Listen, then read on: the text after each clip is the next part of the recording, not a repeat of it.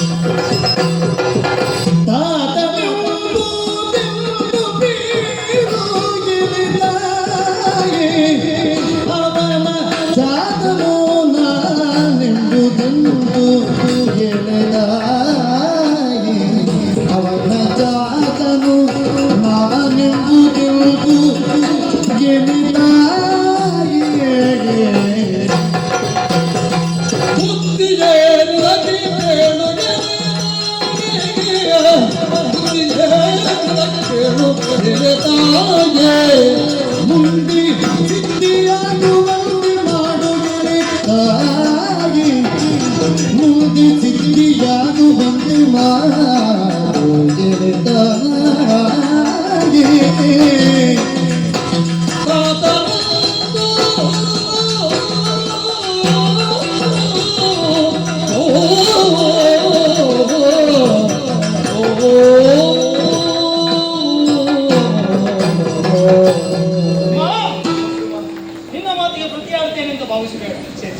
ಹೊಂದಿರುವಂತಹ 3 ಲಾಖದ ಗಂಡನನ್ನ ತಂದೆ ಎನ್ನುವಂತಹ ವಿಚಾರವನ್ನು ಹೇಳಿದೆ. ಯಾರು ಕೂಡ ನನ್ನ ತಂದೆ ಯಾರು ಎನ್ನುವ ಹಾಗೆ ತಾಯಿಯಲ್ಲಿ ಹೇಳಬಾರದು, ತಾಯಿಯೇ ತಿಳಿಸಬೇಕಂತೆ. ನೀನೇ ಹೇಳಿದವಳಿದೆ. ಆದರೂ ಕೂಡ ಒಂದು ಸಂದೇಹ, ಒಬ್ಬನಿಗೆ 5 ರೀತಿಯಲ್ಲಿ ತಂದೆ ಎನಿಸಿಕೊಳ್ಳುವುದಕ್ಕೆ ಸಾಧ್ಯ ಉಂಟಂತೆ. ಜನ್ಮಕ್ಕೆ ಕಾರಣೀಕರ್ತನಾದ, ವಿದ್ಯೆಯನ್ನು ಹೇಳಿಕೊಟ್ಟವ, ಕಷ್ಟಕಾಲದಲ್ಲಿ ರಕ್ಷಣೆ ಮಾಡಿದವ, ಈ ರೀತಿಯಾಗಿ 5 ವಿಧದಲ್ಲಿ ತಂದೆ ಎನಿಸುವುದಕ್ಕೆ ಸಾಧ್ಯ. ಹಾಗಿರುವಾಗ ಬಂದಿರುವಂತಹ ಪಾರ್ಥ ಮಹಾಶಯ ಯಾವ ರೀತಿಯಲ್ಲಿ ನನಗೆ ತಂದೆ, ನನ್ನ ಜನ್ಮಕ್ಕೆ ಕಾರಣೀಕರ್ತ ತಿಳಿಯಲಾಗಿದೆ. ಹೇಳಬಹುದೇ ತಾಯಿ?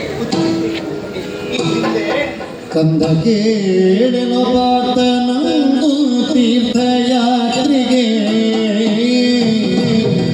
ಕಂದ ಕೇಳಲು ಪಾರ್ಥನಂದು ತೀರ್ಥಯಾತ್ರೆಗೆ ಬಂದು ಕೂಡಿದ ನಿಲ್ಲ ಮಿಲ್ದಾರು ದಿವಸ ಕುಲದ ನುಲಿದ ಗರ್ಭವತಾಳೆ ಕುಲದ ನುಲಿದ ಗರ್ಭವತಾಗಿ ತಂದೆ ಗೊಪ್ಪಿಸುರಾಜ ಎಂದಳ ಜನನಿ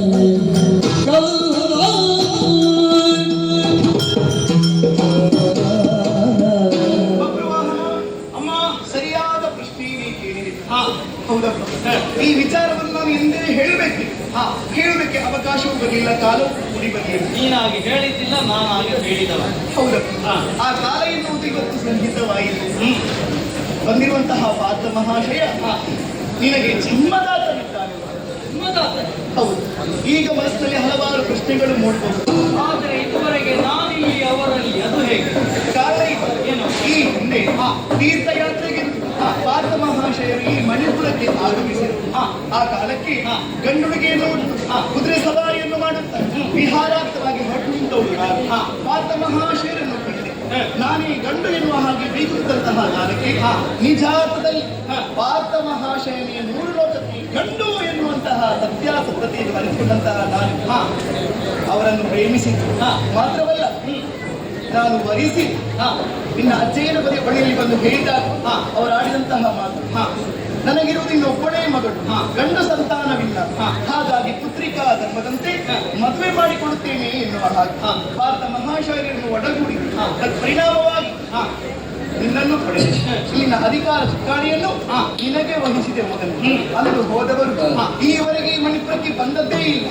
ಈಗ ಪಾರ್ಥ ಮಹಾಶಯರ ಆಗಮನವಾಗಿತ್ತು. ಹಾಗಾಗಿ ಕಟ್ಟಿರುವಂತಹ ಕುದುರೆಯನ್ನು ಬಿಟ್ಟು ಸಕಲ ಸುವಸ್ತುಗಳನ್ನು ಪಾರ್ಥನ ಕಾಲಿಗೆ ಎರಗಿ ಪ್ರೀತಿಯಿಂದ